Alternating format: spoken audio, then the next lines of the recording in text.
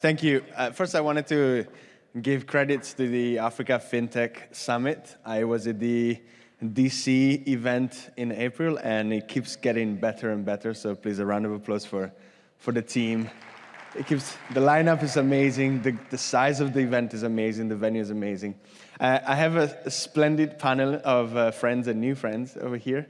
So if you guys want to, I might introduce you while you're on stage. We might need an hour per person over here to introduce all of them for the experience that we have. Coming from North Africa, coming from London, coming from Germany, coming from the rest of Africa. They bring a wealth of experience to the venue, to the community.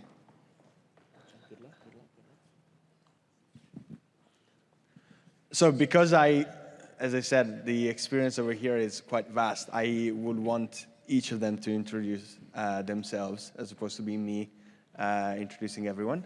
But again, my name is Dario. I run a company called Brighter Bridges. We're a market intelligence company focused on underserved markets, and we're happy to be partner of this event again. We'll go probably starting from Cyrene over here.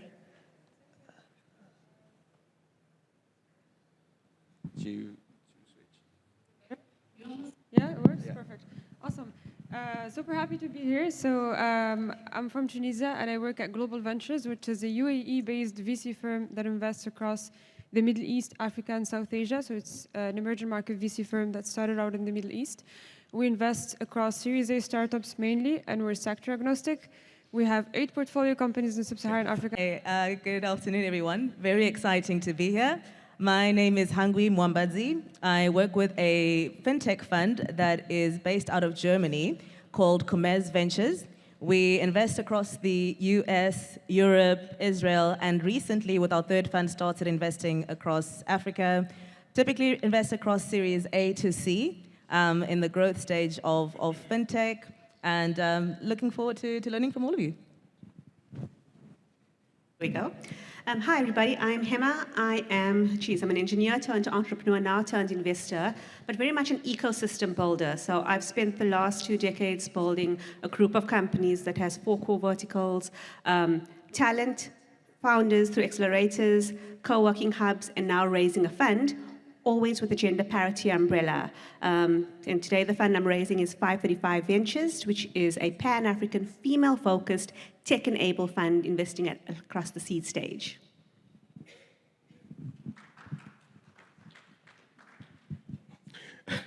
Hi, everyone.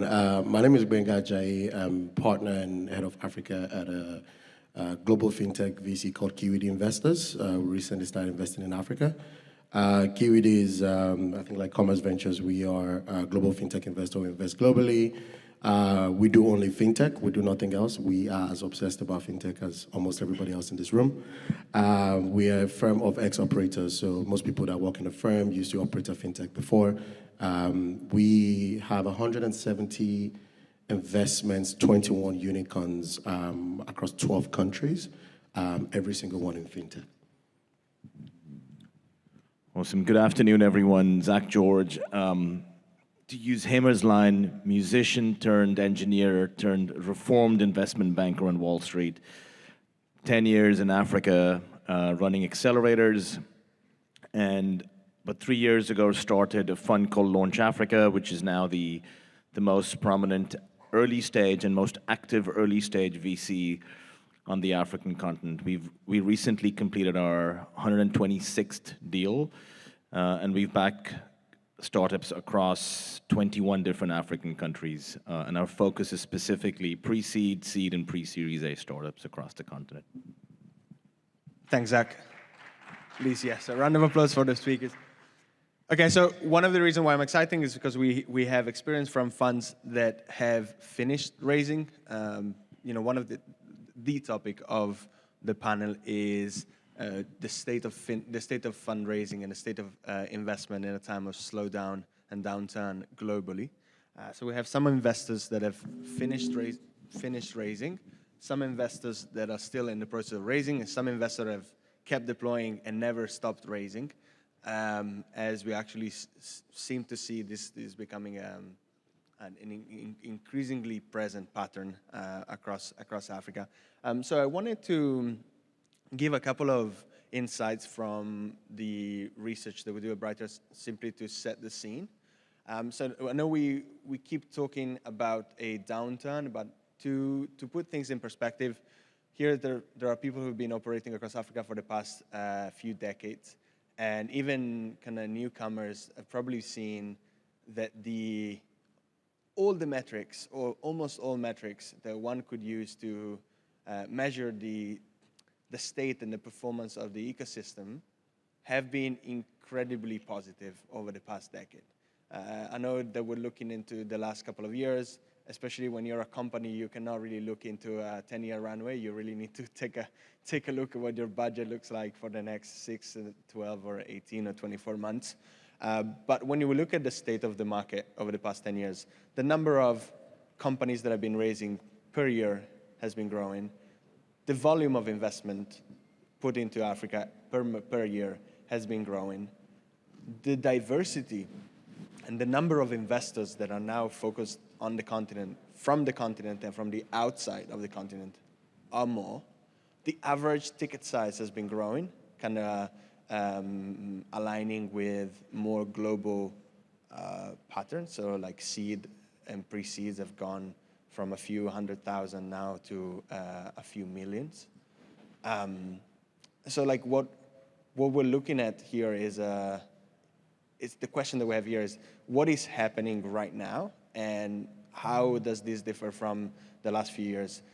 I wish I could pull up some of the charts, but what we're seeing here is the last 2-3 years since COVID, the numbers have just exploded.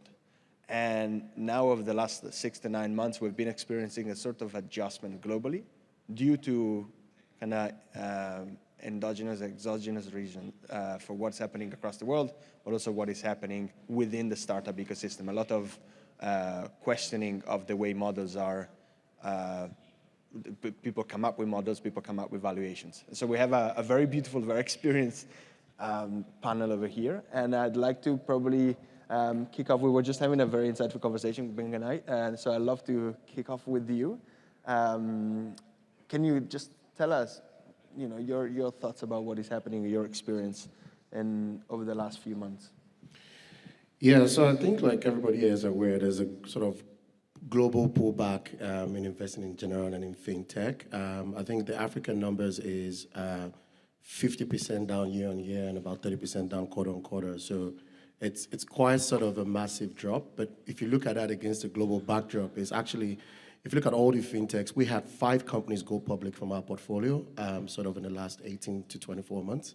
If you look at all the fintech on New York Stock Exchange, it's down 78% from IPO price. So, Africa is down, but the global fintech story is actually even more down. And to your point, I think a lot of this is actually because of what's happening sort of globally.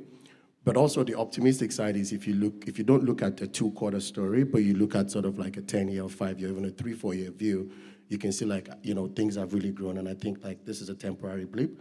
Things will continue to grow. From an investor standpoint, the good part of this is this allows us to be able to spend a bit more time with founders. Investing is like a marriage, and we don't get to date very long. And so I think that's kind of starting to come back where you get to spend a bit of time with founders. You don't have to give them a term sheet in 24 hours. And I think like the flight now is to sort of solid companies that are building for real problems, first principles. We're no longer operating in a world where, term sheet is king. So there's a flight to quality. And let's not forget, like VCs actually have the most money now than they've ever had in the history of capitalism. So the money is going to look for homes, but like people are a little bit more sensitive to first principles. And I think that's where African companies could excel, because there's a real problem being solved here. Thank you. There's actually a big conversation around the amount of capital that now is sitting in organizations' accounts and isn't being deployed. So we have a couple of investors over here, and Zach, who are in the process of fundraising for their nth fund. And probably starting with would you I'd like to tell us a bit more about your fund and also your learnings from this journey. I remember I think the last time we went was in London just a year ago, and you were undergoing this process. So it'd be interesting to understand, some of your learnings and what you're doing right now. Absolutely. Thanks, Dario. When we met in London a year ago, I was literally just getting started with fundraising. And, here I am, a first-time fund manager, first-time female fund manager, raising my first-time fund in Africa, investing in women in tech. I know how to pick my challenges. People talk about a global slowdown. I'm like, well, welcome to my world on a normal day. But all that aside, it really is the case. So yes, on a macro level, there's a massive slowdown happening, it's downturn. And to your point, people are pulling back. But maybe it's just the optimist in me. But my view and what I'm seeing a year later as I've gone on this fundraising journey, at 535, we're targeting a $30 million fund, started fundraising in November last year, raised our first $1 million by March, and now coming close to our second. And a couple of learnings on that, right? So during times of strife, during times of a global slowdown, if you will, exactly what you said, people are pulling back from what they know. And maybe it's the optimist in me, but for the first time, people are looking at things that perhaps they otherwise wouldn't have considered in safe and comfortable environments. And in my world, that's women in tech businesses on the continent.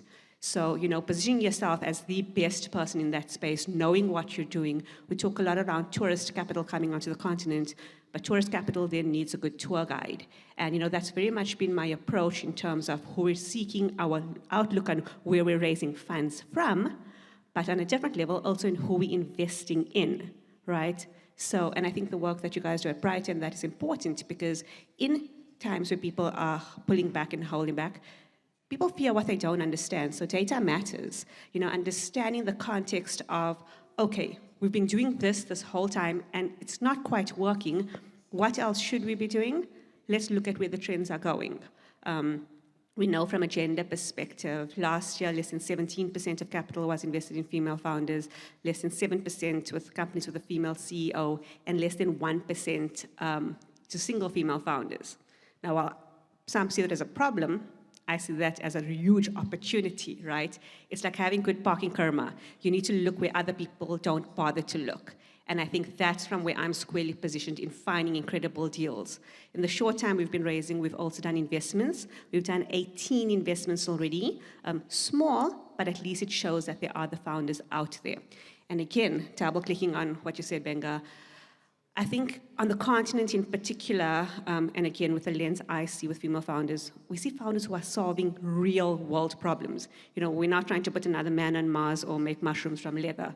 Not that there's anything wrong with that, but in times of strife, and if you're solving real-world problems, those are the companies that will survive difficult times. And I think being able to know who they are, where they are, giving them the best expertise, and setting them up for success for me at a seed stage, so when they come to funds like yours, there's follow-on capital there for them.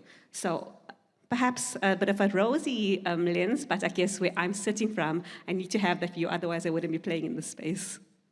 Thank you, Emma. And actually, we have kind of relatively new fund managers. I wanted to ask Zach, as he mentioned, he used to run Startup Bootcamp. He's been in the space, especially in South Africa, for a long time. And I know he's at, is it your third fund, Zach? So I'd love to hear your perspective from how things have changed over the past few years, and how you're now sitting in LP's rooms and you're approaching them, and what questions are they asking you? Yeah, I think it's important to understand that venture capital in Africa cannot be, painted with the same lens as VC in the US and in Asia. If you look at the LPs in the leading VC funds in Africa, I think I saw a stat a couple of weeks ago. The DFIs, directly or indirectly, have a stake in almost 90% of all the technology startups in Africa, right?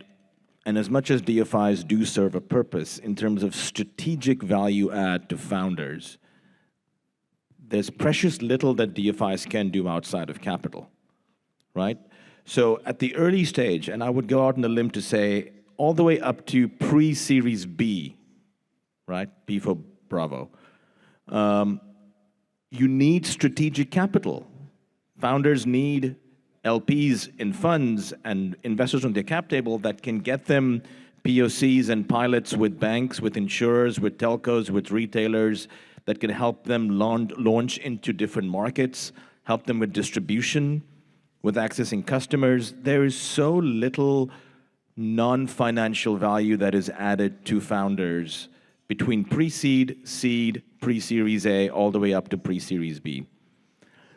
So what we've done in our fund, Launch Africa, is we've completely taken the venture capital model and twisted it on its head and said, we don't, at the early stage, DFI capital does not make sense.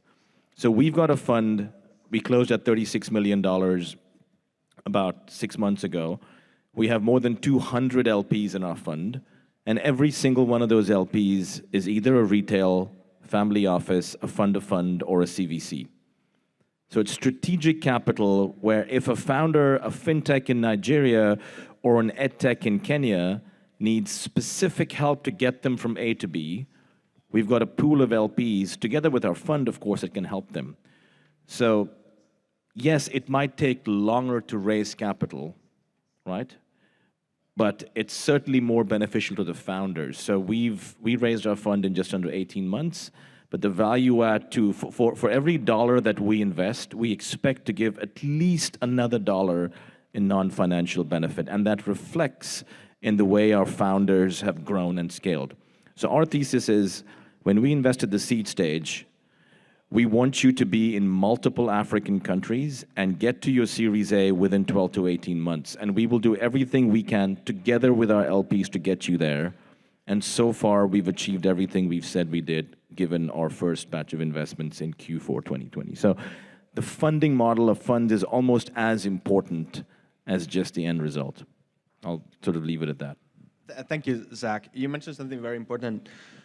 What is that founders need at the early stage versus what is that founders need later on? Sirin and I were having a discussion on the importance of setting the fundamentals at the early stage and the power of governance and getting the right people and the right roles at the right time. Sirin, would you like to tell us a bit more about this? Yeah, of course. So I think that with the amount of capital that was flowing in the ecosystem, especially last year, a lot of founders started stacking up and piling up safe notes, especially at the pre-seed and seed stage. And they were making decisions for a long period of time on like a unilateral level, sometimes with conflicts of interest with side hustles they had, and they did have side hustles, and like not at the best interest of the firm and the employees. And I know a founder who did like a partial cash out exit at seed stage and bought a property in the UK. Probably not the best governance example that I've seen.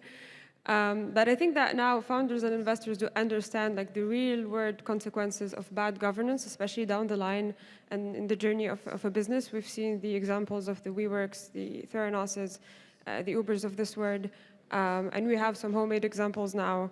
I think we should not blame founders for this. If you're like a seed stage founder, you're building your product, building features, you're hiring, you're trying to achieve product market fit, and you're fundraising on top of that. So governance is definitely not on that list. And I think this is where us as investors should step up to support our portfolio companies, especially around governance, and be there as like a strategic support for our founders. Thank you, Sirin. I'm gonna do a little jump over here because time is running out. I have these big numbers popping on my screen telling me how long I've got. You mentioned something actually around the state of fintech globally and how Africa is actually performing compared to the rest of the world. We have here Hungary, who's an international investor, and I would love to hear what your perspective has been, especially as you double down on your investment in Africa based on the experience that the fund has with the rest of the world. So, interesting story. Just last week, I was chatting to one of my founders, and they're currently fundraising, and I asked them, so what's keeping you up at night? And he looks at me and is like, my sister, I live in Nigeria. I am always up at night. You know, and it's it made me pause and reflect on the fact that, you know what, it's not just the VC funding, right? It's the skyrocketing inflation rates. It's the unmanageable cost of living. It's climate impact. You know, there's so many different factors and challenges that founders from Africa face on a daily basis, right? They're no strangers to complexity and volatility and just general tough times. It is that exact environment that they're born in. It is where the solutions you often see coming out of Africa, to the points made by Benga and Hema, are where the solutions are actually bred, right? So if there is a region or a group of founders that I believe will make it through this crisis, if you want to call it that, it is founders that are coming out of Africa. They find a way through, they find a way around it, and they are resilient, right? So despite everything that's going on, the show must go on. So as an investor, it's such a great lesson to take away from this is the kind of attitude that we want to have as investors. Yes, things are looking dark and bleak and challenging, but in some ways, when are they not, really? The show, again, must go on. And how do we position ourselves to support that ecosystem, right? We can't just panic and freeze and say, well, you know, the world's going into meltdown, there's nothing we can do. The questions we should be asking ourselves, and we are, as Commerz Ventures, is how do we continue to support, because this is a market that we believe in, right? And we have, again, just doubled down, to your point, on our investment in Africa. And we're so excited to see what's coming out of the space. We're so excited at the opportunities that are going to be born out of this period and this time that we're in. And we want to walk the journey with them, right? We don't want to just come back when things are looking good and say, okay, great, how do we support? We're here. Yeah, we're here for the long run. It's a marriage to a point that you're making from an investor to a founder, and it's through good and bad. Thank you. You know, we have 30 seconds to wrap up, but I wanted to build on this. There are so many insights from this panel, and if I can try to sum them up a bit, we're talking about resilience strategy. We're talking about how there's money sitting in certain pockets that new and pioneering founders and investors are trying to tap into. There's performances between Africa and the rest of the world that are being misconstrued or misunderstood, because people think that maybe the Africa discount is still much worse than the rest of the world, where actually the numbers are not telling you the number are not telling you so, right? But yeah, I would love to hear maybe a final word from each of you. If I've got a red time is up over here. 1 minute. Okay, can we wrap up in 20 seconds? Starting from Zach.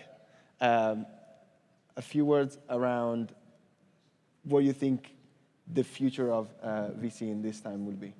Listen, I'm a numbers guy, so I'll give you numbers in 20 seconds. Africa accounts for about 17% of the world's population today. It'll be close to 35% in 2050. 6% of the world's GDP and less than 1% of the world's venture capital. So go figure. It's only up from here. And we see real-world problems being solved at valuations that are not really respectful of what market rates are. So we see a huge opportunity. Yeah, I'll just follow up on that. I think I saw a stat that all the venture capital that came into Africa last year is equivalent to what went to the state of Philadelphia in the US. So again, go figure. We're here, this is gonna grow. This is a marathon, not a sprint, so buckle up. And I guess piggybacking off that, it's all in the numbers for me, and for us, in fact, it's all in the name. So, you know, 535 Ventures, if we add more women entrepreneurs to the African ecosystem, we could see up to a 5% GDP uplift by leveraging the 35% higher ROI that diverse teams can return over all male-led teams if the playing field was level. On the continent, that's where it's ripe in the taking, because Africa is the only continent that has more women entrepreneurs than male, who typically perform better, better educated, and typically see longer lasting businesses. For me, it's clear. Yeah, I agree with all of that. And in fact, in fintech in particular, when we look at rebuilding and the growth that inevitably is going to come out of Africa, a lot of it will be fueled by financial services, and not just financial services, but financial services that are able to leverage technology and adapt to the new normal that we'll find ourselves in. So there's a very exciting sort of period ahead for fintech.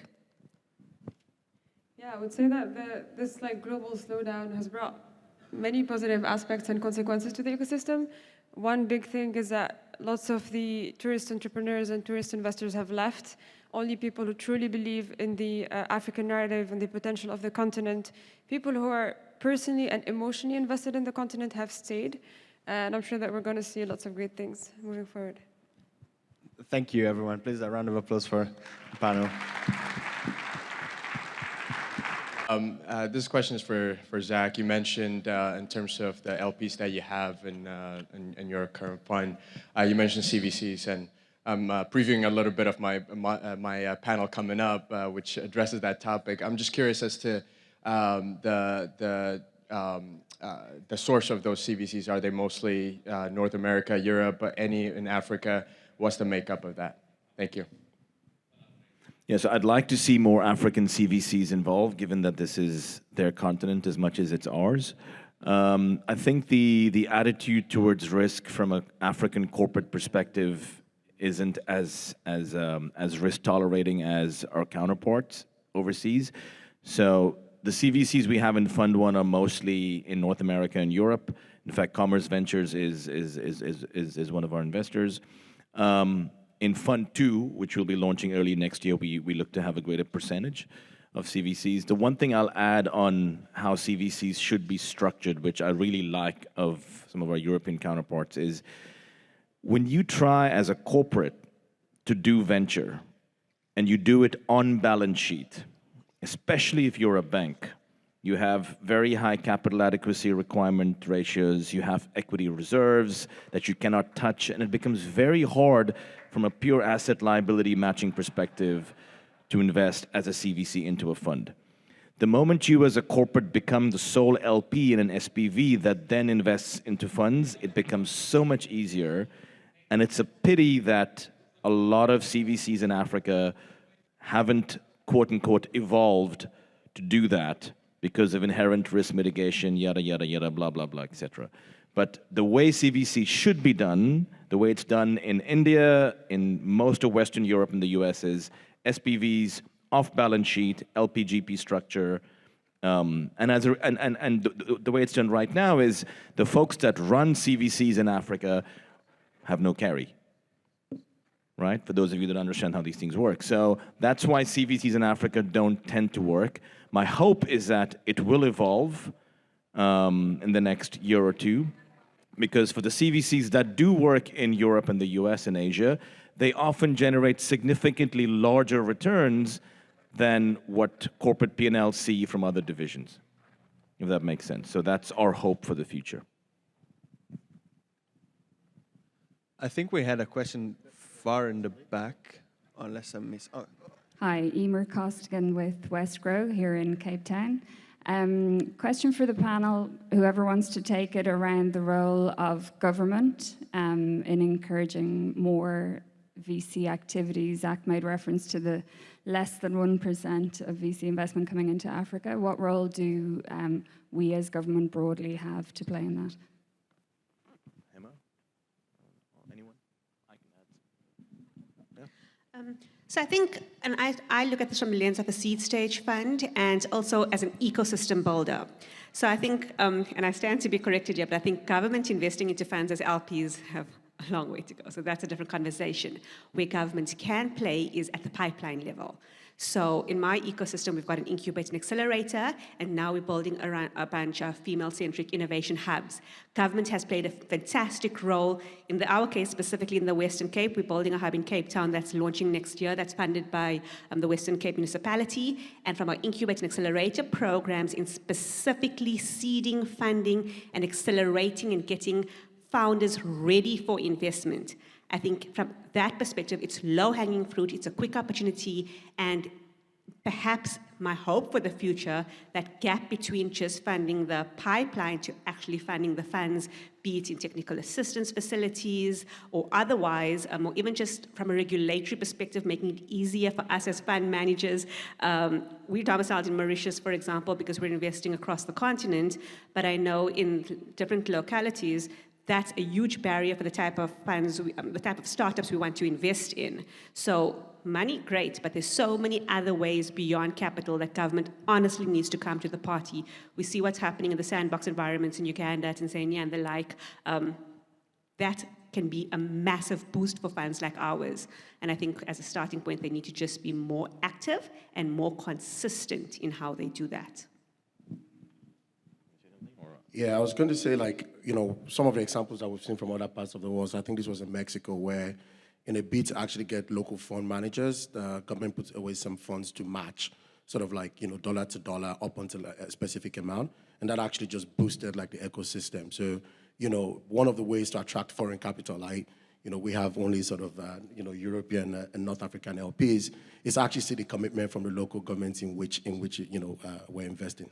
So speaking of, you know, as sort of like a foreign investor, local person working for a foreign investor, it's always good to see governments actually step up, because then LPs know that, you know, you're putting your money where your mouth is, and they'll be willing to support more. I mean, one of our panelists here is from Tunisia, and the Tunisian government introduced an incredible startup act, Startup Tunisia.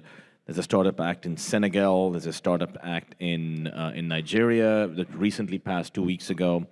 There's been a semi-startup act in South Africa. I think to earlier points, tax subsidies, very important. So it encourages entrepreneurs to go and start businesses versus work at large corporates. R&D grants, very important, that are non-recourse loans, so to equity-free grants. And I mean, like, I think you can mention something about what happened in Tunisia with the with the free accommodation, working, all of that. Like free salaries for founders for like 2 years, I believe, and like some also benefits for the investors in terms of taxation. Besides this Startup Act, they're now working on like a Startup Act 2.0. And besides that, the government has also raised 200 million euros fund of fund that will be deployed across new funds. And directly into startups, and also like a small proportion for accelerators and incubators. So the government has been extremely active lately in supporting startups and investors. And we're seeing a lot of Tunisians coming back and starting new funds. So hopefully we will see that around the continent. Oh, I feel so special. Thank you. Hi, my name is Guerra. I'm from MFS Africa. So I've got a question more, I guess, philosophical and like storytelling-wise about the future of investment on the continent. So someone mentioned that the tourist investors have gone. The history of tech investment on the continent has been, you know, the story of it has been impact, right? Is that story shifting? Is it changing? What is the next story, if there is a next story? I mean, if we look at fintech specifically, the impact has been around financial inclusion. Kenya, as an example, people are included. Yes, you know, 80-something% of the population has access to the financial system.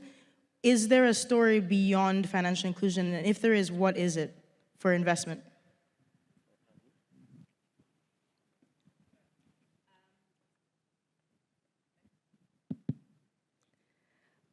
So I think beyond the impact story and the story that's sort of centered around financial inclusion, I used to speak to founders, and this was a couple of years ago, who would become fairly frustrated by, and this isn't just in fintech, but across the VC spectrum, would become fairly frustrated by the question from what you might term as tourist capital, in terms of what sort of impact are you having? Some of the founders would come back and say that they feel burdened or shackled to an impact story when they're really just trying to build a commercial business that's going to generate value in X, Y, Z manner, but they're always attached for whatever reason to a story around, a feel-good story around impact. And I think one of the things to point out is that it is almost impossible to build a business in Africa that won't generate some sort of impact. by nature of the type of problems that we are solving for. But moving maybe one step beyond just the financial inclusion, I think the next big narrative is going to sit around infrastructure. What kind of infrastructure are we building to enable the growth, not just in fintech, but across the ecosystem? You come across opportunities of solutions that are being driven, but that lack the infrastructure for them to be able to scale across the continent. These aren't necessarily stories that are speaking to sort of the financial inclusion narrative, but when you start looking even broader into sort of the B2B story, there are a lot of infrastructure plays, whether it's creating rails, whether it's creating sort of payment capabilities, or processing capabilities that are still lacking in most parts of the continent.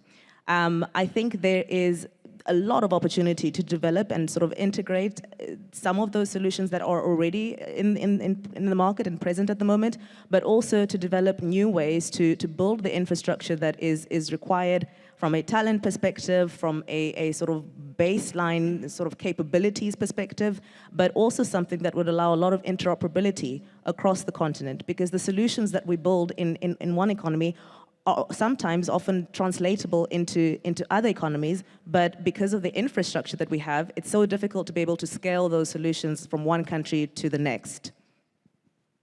If I can also add to this, I think there's a, if I can bring the brighter perspective, we've been working with a lot of corporates over the past few years, and corporates don't necessarily care about impact.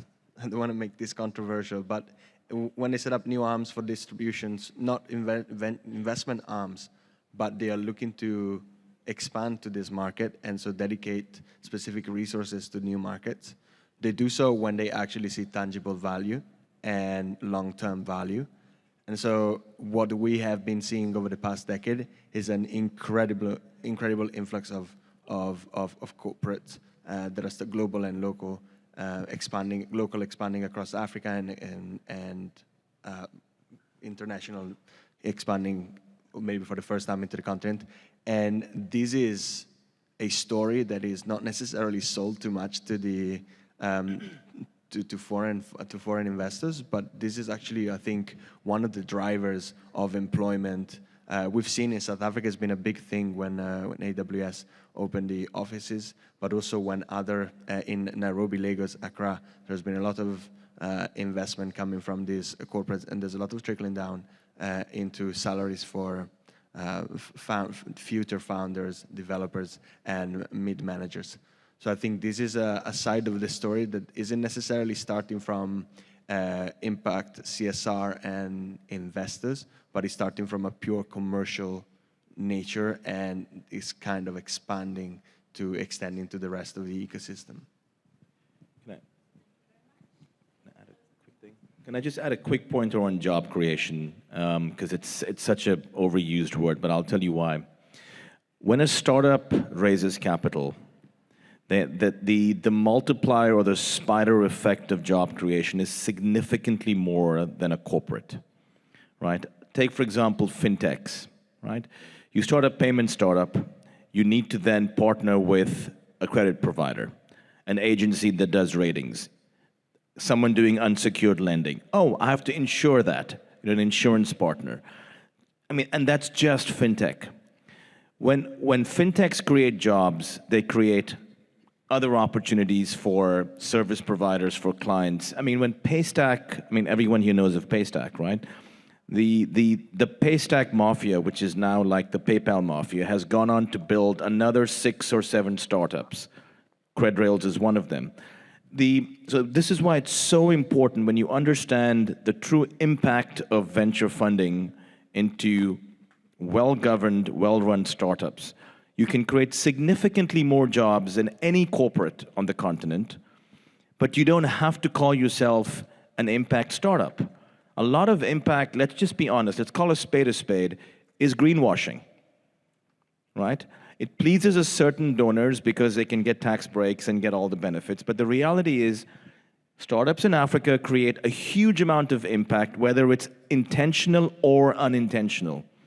In our 125 companies, we've created more than 1,000 jobs, but we don't go out boasting about it. We just get shit done, and our founders create jobs through their clients. So let's just remember that every job created in a startup creates significantly more jobs than just a corporate. Never forget that.